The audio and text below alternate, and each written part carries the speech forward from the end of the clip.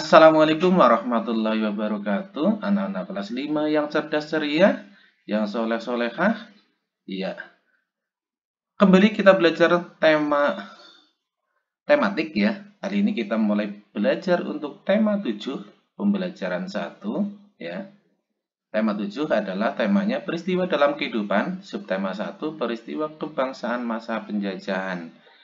Mari kita belajar untuk pembelajaran 1 ya.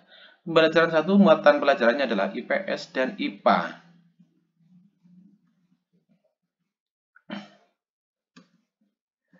Ya.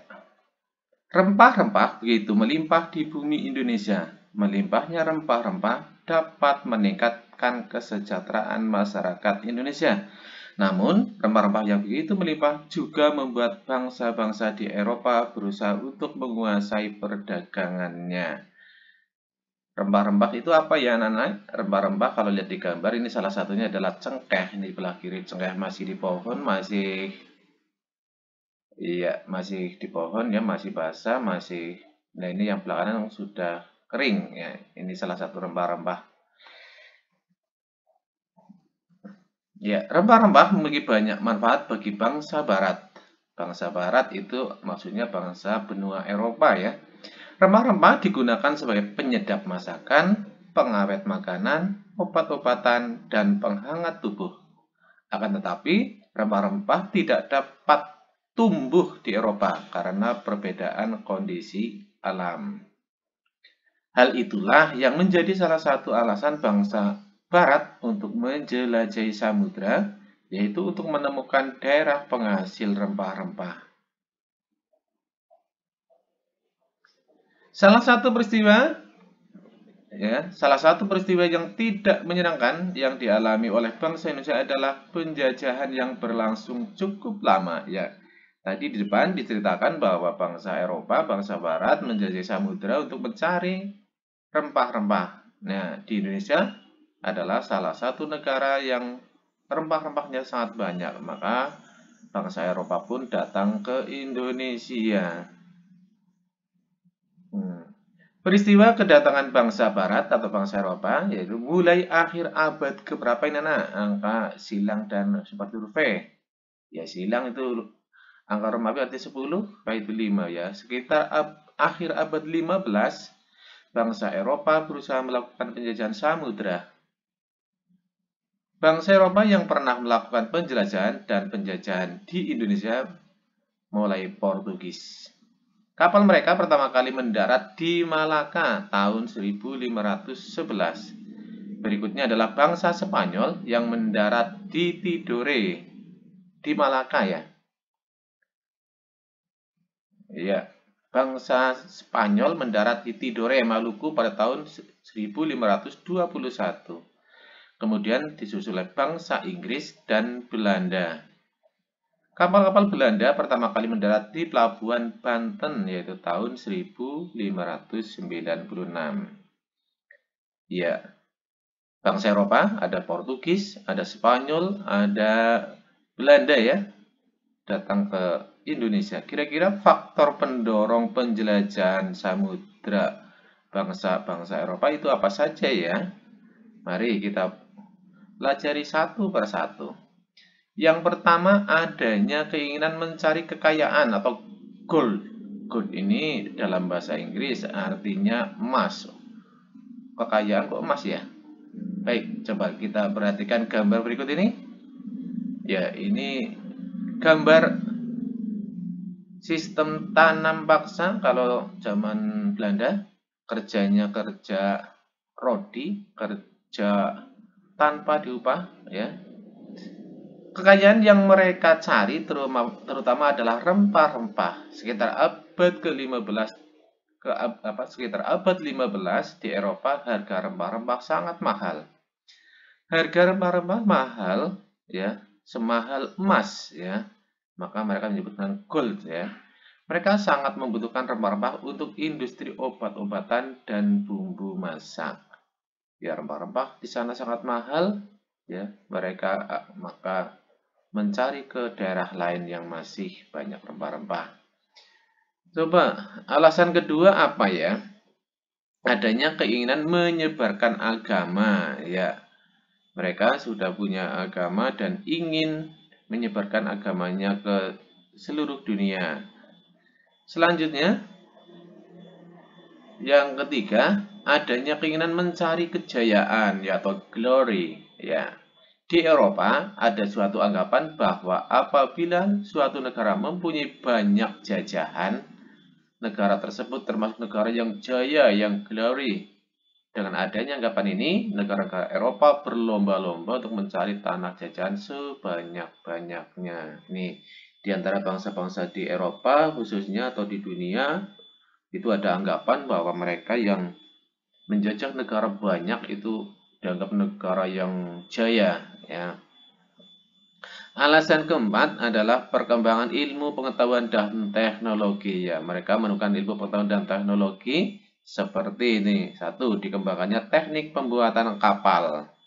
Ya, maka otomatis ingin menggunakan kapalnya untuk berlayar. Yang kedua, ditemukannya mesiu untuk persenjataan. Ya, ternyata mereka menemukan senjata. Ya, ingin menggunakan senjatanya untuk peperangan. Kedatangan bangsa Barat atau bangsa Eropa di Indonesia. Nih, kedatangan bangsa Portugis yang pertama, ya. Kedatangan bangsa Portugis itu tahun 1511 mendarat di Ternate atau di Malaka. Tujuannya bukan menjajah yang pertama, ya, mencari untung, ya, untung yang sebesar-besarnya dari perdagangan rempah-rempah. Terus terjadi persaingan dagang dengan negara Spanyol karena Spanyol juga datang ke Malaka, ya. Persaingan berakhir melalui perjanjian Saragossa yang akhirnya Spanyol setuju untuk meninggalkan Maluku dan berdagang di daerah lain. Awal kedatangan disambut baik karena niatnya berdagang, ya, tetapi akhirnya terjadi perlawanan rakyat karena menjajah akhirnya. Yang kedua, kedatangan bangsa Spanyol di Indonesia itu datang pada tahun 1521 di Maluku, ya. Tujuannya adalah mencari kekayaan dengan berdagang rempah-rempah. Sama, tujuannya pertamanya adalah berdagang, ya. Awal kedatangan mereka juga diterima dengan baik, tetapi akhirnya juga terjadi perlawanan rakyat, ya. Spanyol terusir dari Maluku, ya, melalui perjanjian Saragossa ketika terjadi persaingan dengan pedagang dari Portugis. Ya. Yang ketiga, kedatangan bangsa Belanda di Indonesia. Bangsa Belanda datang di Indonesia tahun 1596 di Banten. Sama, tujuan pertama adalah ini menguasai perdagangan rempah-rempah di Nusantara atau di Indonesia. Dulu namanya masih Nusantara. Belanda membentuk VOC, ya, untuk memonopoli perdagangan rempah-rempah. Memonopoli itu maksudnya menguasai sendirian perdagangan rempah-rempah, yang lain tidak boleh berdagang rempah-rempah, ya. Awalnya juga diterima dengan baik, namun lama-kelamaan karena menjajah terjadi perlawanan oleh rakyat. Iya. Demikian tadi anak-anak pembelajaran tentang penjelajahan bangsa Eropa. Kita lanjutkan dengan wujud benda. Berdasarkan wujudnya, benda dibagi menjadi 3 jenis. Masih ingat, ya? Ada benda padat, benda cair, dan benda gas. Ya. Mari kita ingat kembali dan pelajari yang belum kemarin dipelajari. Benda padat, ciri-cirinya adalah bentuk dan volumenya tetap. Bentuknya kubus, ya, dipindah di lemari, di atas meja, dimanapun itu tetap bentuknya kubus. Bentuknya bulat, dimanapun juga tetap bentuknya bulat. Demikian dengan volumenya. Volumenya juga tetap tidak berubah jadi tambah banyak atau tambah sedikit. Yang kedua, bentuk dan volumenya dapat diubah. Bagaimana sih? Nomor 1 katanya bentuk dan volumenya tetap. Ini kok dapat diubah? Ya, dapat diubah dengan perlakuan khusus. Misalnya dipanaskan, dibakar, diberi tekanan yang sangat tinggi, dipotong, digunting, dipukul, dan lain-lain, ya. Tapi kalau cuma dipindah itu bentuknya tetap. Yang ketiga, dapat diraba, dapat dipegang. Yang namanya benda padat itu pasti dapat diraba ataupun dipegang. Ya, contohnya apa saja ya? Banyak sekali. Ada meja, kursi, pulpen, buku, sarung tangan, dan sebagainya. Termasuk pembelajaran tadi tentang rempah-rempah, yaitu cengkeh. Cengkeh juga termasuk benda padat. Yang kedua, benda cair. Iya, ciri-cirinya banyak juga ya, ciri-cirinya. Bentuknya berubah-ubah sesuai padahnya. Iya. Nanti dimasukkan ke dalam mangkok, bentuknya seperti mangkok. Dimasukkan ke dalam botol, bentuknya seperti botol.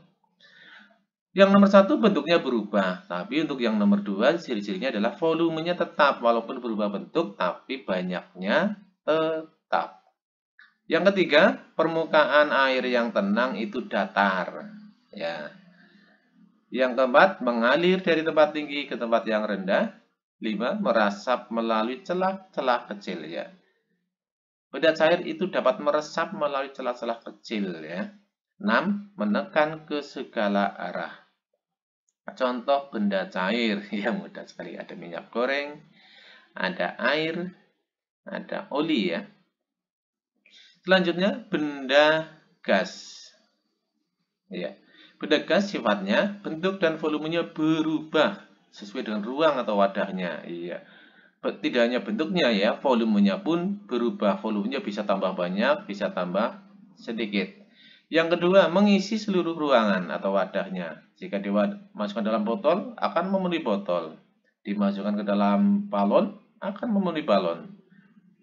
Mengisi seluruh ruangan, misalnya udara di dalam ruangan, itu juga selalu memenuhi ruangan. Ya, tidak ada ruang yang kosong tanpa udara. Yang ketiga, tidak dapat diraba. Benda gas tidak dapat diraba atau dipegang, tapi dapat dirasakan. Contohnya, yang termasuk benda gas itu adalah udara yang ada di dalam balonnya. Ada asap dari pabrik, ya. Ada asap dari air yang direbus, itu termasuk benda-benda gas. Terima kasih, ya. Telah selesai pembelajaran 1, teruslah belajar, teruslah berkarya, manjada wajada. Barang siapa yang bersungguh-sungguh pasti akan berhasil.